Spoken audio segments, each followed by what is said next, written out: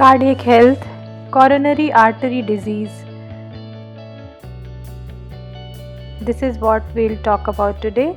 This topic is very important for all of us to read and understand. 80 to 90% of people are either not aware of or not bothered about it. I'm talking about coronary artery disease. That is really important for all of us to understand. How do we get it and what are the causes, signals, and cure of it? Plaque narrows down the arteries that leads to abnormal blood flow, that leads to lack of oxygen to heart, and from here it all starts. Coronary artery disease, which is not visible in the mirror, but our body sends us the signals. How to understand the signals, that is what we'll talk about. Before that, let's first talk about the reasons of this disease. The fat, cholesterol, calcium deposits in our arteries, that is the top reason behind that. Okay, so any food that contributes to blood cholesterol, that may result into a coronary artery disease. The topmost among that food is the list in that food list is trans fat, that is we call the man-made fat, that is in the fried food, processed food, bread, maida, cake, chips, cookies, pizza, pasta, fast food, anything that is processed or food cooked in the hydrogenated oil, where we use the oil till the smoking point and then start reusing the oil. So when the oil is at the smoking point and then when we again reuse it, there is trans fat made in the oil that actually impacts our arteries. Saturated fat, that is in fatty meats, cakes, cookies, etc. So these all are under the packaged meals or the fatty meat. So when we opt for the meat, we should always opt for the lean meat.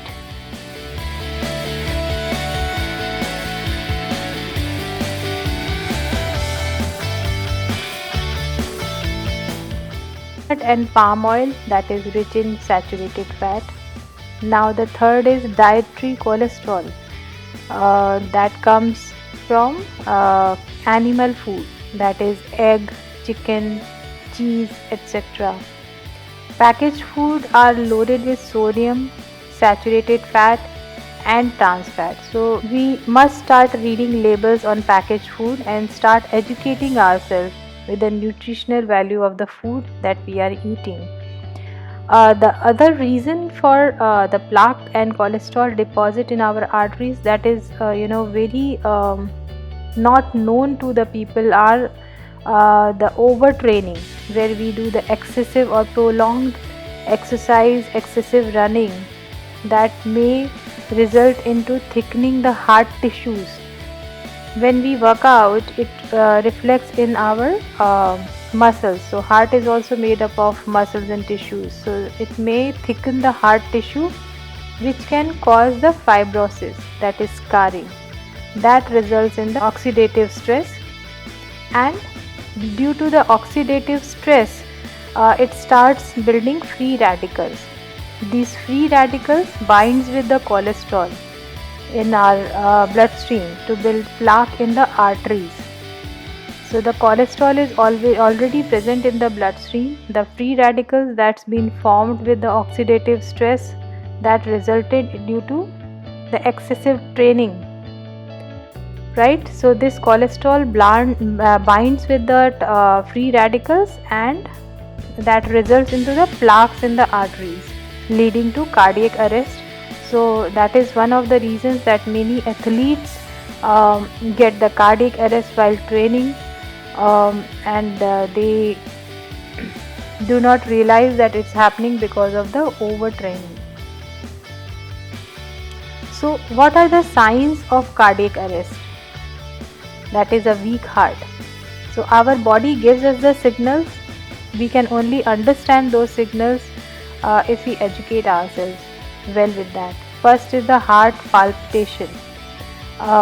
We usually ignore that, the weakness, dizziness or discomfort in the chest. We get it and we usually ignore it, but that is one sign of weak heart or signal of the cardiac arrest. Heart palpitation symptoms. What are the symptoms? Irregular heartbeat, where you are missing out the heartbeats, missing heartbeats, that is the irregular heartbeat or missing heartbeat. So if your heart is out of the rhythm, that is irregular, and when you are missing the heartbeat, then that is also one of the symptoms. Rapid heart rhythm, either it's irregular or you are missing, or it's very rapid heart rhythm. So these are the symptoms under heart palpitations. Above symptoms indicates your heart is not pumping blood properly. This can be due to low blood sugar, dehydration or low potassium. Right, so this also can be due to the nutritional or hydration reasons. Second signal is consistent breathing issues at night or during workouts. Right, so if you are getting breathing issues during your workouts, you are not able to focus on your breath, or you are getting breathless most of the time. When you are sleeping, you are having breathing issues. That is also one of the signals. Most of the issue related with the breathing pattern is directly connected with the heart health, so that we always tend to ignore it because we are not aware of it. That means that heart is not able to pump the blood well. That results into lack of oxygen. So if the heart is not pumping the blood properly, that results into lack of oxygen. If your heart is not pumping the blood well, that results into the lack of oxygen flow in the system, and in turn it results into the breathing issues, because lack of oxygen will not let us breathe properly. Third symptom is continuous coughing at night. If you are coughing continuously and the color of the mucus, usually the color of the mucus is white, but if you see the color of the mucus is pink, that is one signal you should immediately catch. Usually the color of the mucus in the ordinary chest congestion is white in color. Okay, so since the heart is weak, here again it will send the fluid back to the lungs. Okay, so since heart is weak, it is sending the fluid back to the lungs, that is resulting into the cough. Fourth signal is the dizziness and fatigue. When you feel dizzy first thing in the morning, when you woke up in the morning, you feel dizzy and we ignore it. Okay, maybe this is because of some reasons, or I'm tired, and after some time you start feeling fine. But that is one of the signals that your heart is not functioning properly. That is one signal towards cardiac arrest. You should immediately catch it.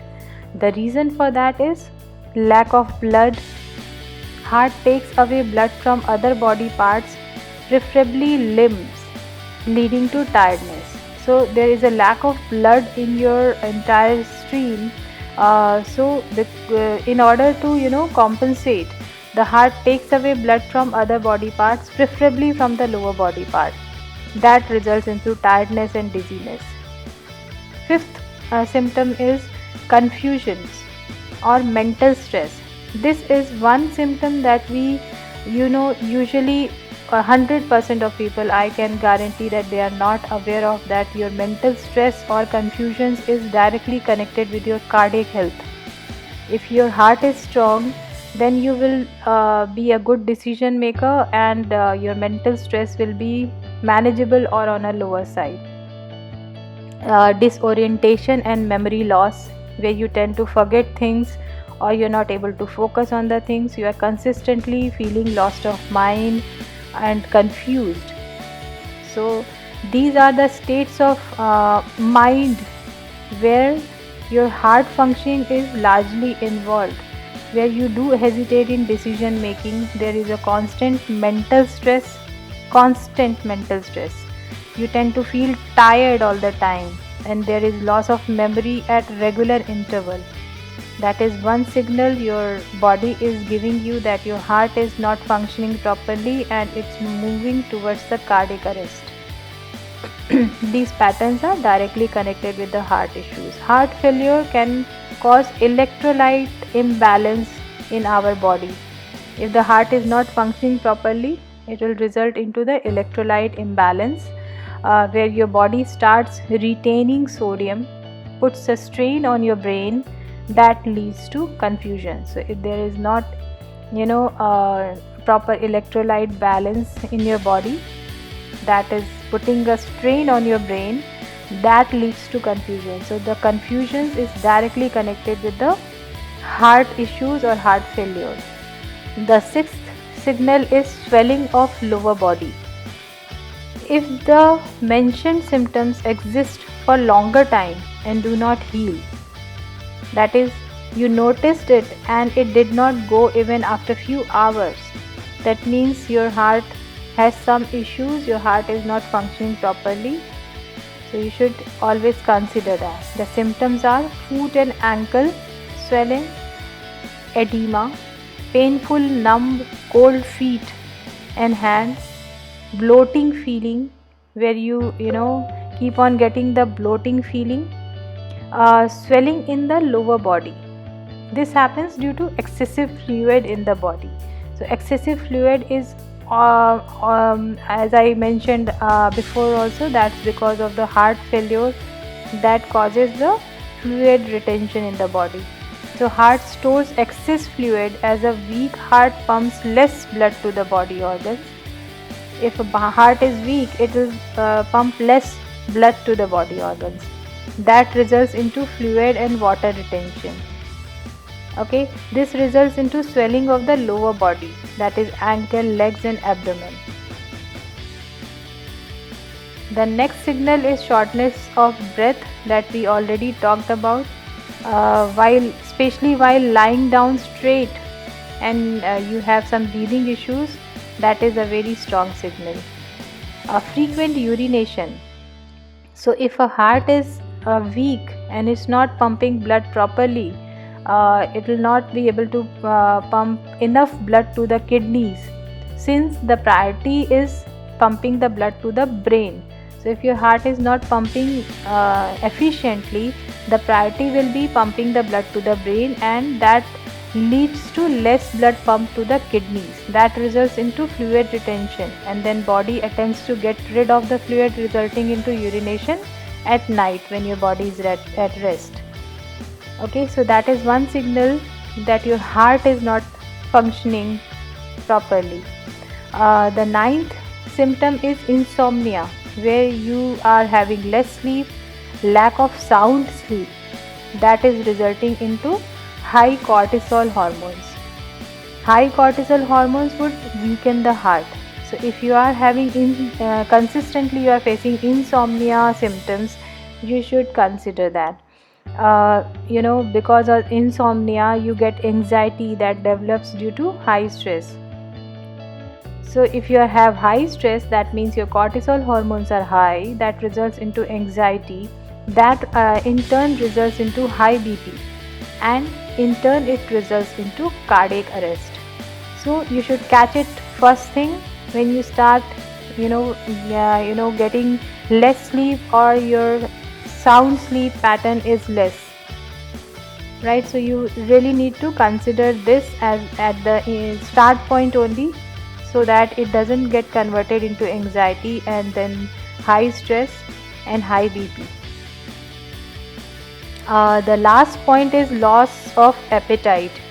This is something directly connected with the heart functioning, and people often, when they don't feel hungry, they are really happy that okay, it's good that we will lose weight because we are not feeling hungry. But sadly, this is something you really should consider, because your heart is not pumping enough blood efficiently to the digestive system. So if the blood is not pumped efficiently to the digestive system, that is resulting into the lack of low appetite or low appetite. So there is nothing to be feel happy about it, that you are not feeling hungry and your concern is only weight loss. Here you are ignoring your heart health. So you should immediately seek experts' advice if you are consistently having loss of appetite. Very important point now, how to reverse coronary artery disease and to avoid bypass surgery situation. Okay, so you can easily reverse coronary artery disease and avoid getting into the advanced condition where you need to where you have no other option than bypass surgery. First point is a workout in a structured way.